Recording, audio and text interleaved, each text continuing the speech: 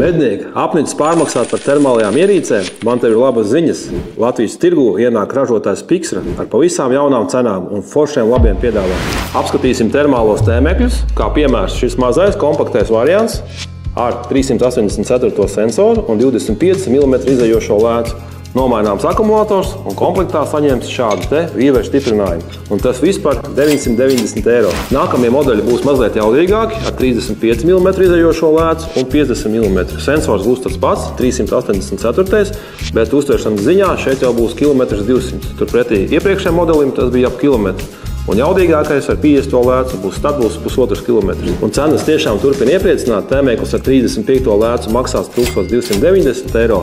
Un tēmēklis ar 50 lēcu maksās 1390 eiro. Pixras termālajiem tēmēkļiem ir arī augstākās klases sensors, 640. Šeit attēls būs daudz detalizētāks, tādā mednieka izpratnē, kad uz 100 metriem jūs daudz smalkāk redzēsiet lodes trajektoriju, arī tos pašus briežu buļļu ragus 100 metros daudz labāk saskatīsiet.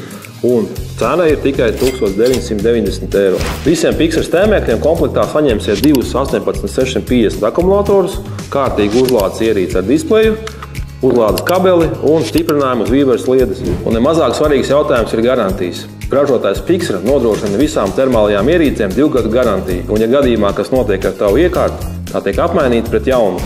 Droši brauc ciemos uz Jaumoka ielu 26 un apskata šīs iekārtas klātienē. Pats jau 20 gadus cīnos pa mežu, tā kā kaut kāda medību pieredze jau ir, un tiešām ieteikšu to labāko risinājumu, kas ir piemērots tieši tev.